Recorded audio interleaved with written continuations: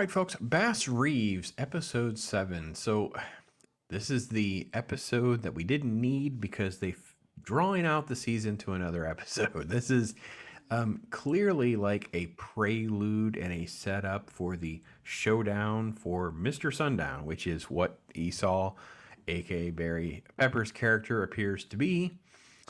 And I have to admit, for the first time in the season, I feel like I'm having some letdown. Not because I don't feel like anything happened, because there is some stuff that happens in the episode, but because I feel this is like the historical manufactured of the story and things that don't always make sense. And that's winning out versus the actual story.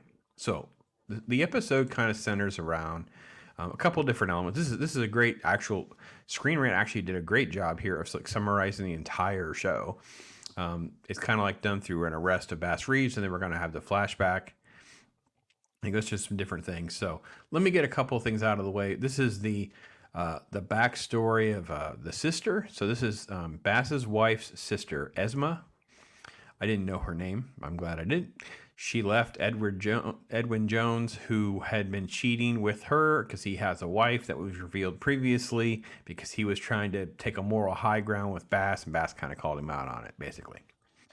And then there is the strange white girl that the daughter had been rude to, just shows up, and we get the burning effigy. So story number 1 red flag was, it sure is taking a long time for the white people to deal with this thing. Talk about a passive aggressive approach to that type of racism in that era.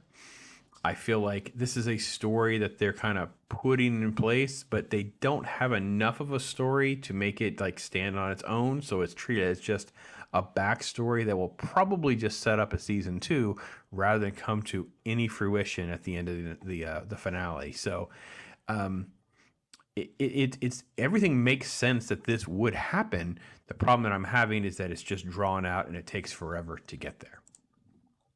Okay, then so the story is going to move along where Billy Crow and Bass go out to arrest Moody O'Neill. She has no sort of like remorse about being a killer, and she's there. A little old lady goes into her chains and basically hands Bass a silver candelabra and basically admits that she not only murdered, this is the weapon. And then we fast forward to the fact that the cook Billy's cook, Willie, he was running the stagecoach. He lets Moody go. And you end up like this showdown that ultimately like he starts reaching for his waistband, and then that's when he gets shot by Bass. And that's what sets up the arrest that we see in the very beginning of the episode. Sort of a complete sidebar story, I think, just fills time because it doesn't really show me much about Bass other than the fact that what we're supposed to get from this is he's very obsessed now with this revelation in his mind that Mr. Sundown, the Barry Pepper's character, he's seen Billy kill, Barry Pepper's Esau kill, and it's messing with his moral compass, it's messing with his effectiveness. So I guess that's true. It is not. It just raises a contradiction to everything else because the only way that again works is because of the judge basically just being a complete and utter corrupt hypocrite and not actually having a moral high ground himself.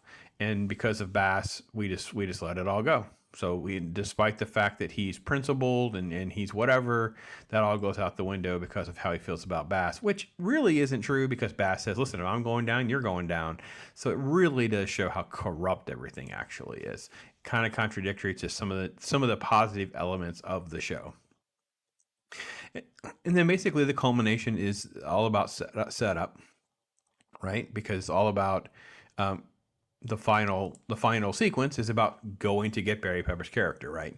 So he's a ranger, he's a killer. They're making a big issue that he is this character that is basically making black folks disappear and killed. That's how the whole thing about the boots is played up again by here, deliver the boots instead of the person. And like I said, this is not derailing the show for me. This is still one of the better shows of the year, let alone currently playing. It's just the fact that it feels so much more contrived than the natural flow. But I think again, this is like this. They had a story. We need one more episode, so it's sort of like, and then this episode's like 30 minutes. It's about as short as they kind of make any of these episodes, and it's just all of that fluff kind of mixed together to set up this one episode. I actually thought this was the finale. I didn't know there was even one more episode. So, anyway, so that's my take on it. I can get why people love this show. I am enjoying the show. This doesn't take away from that. David O is still fantastic. His performances are still just fantastic. They have no, and I have to admit, Sutherland's fine. But this is the guy. This is the entire show hangs on him. His performance, some of the cinematography is great, and execution on all that is good. But yeah, it's all about his performance. So, love to hear from you folks. Thank you so much for watching. Adios, amigos.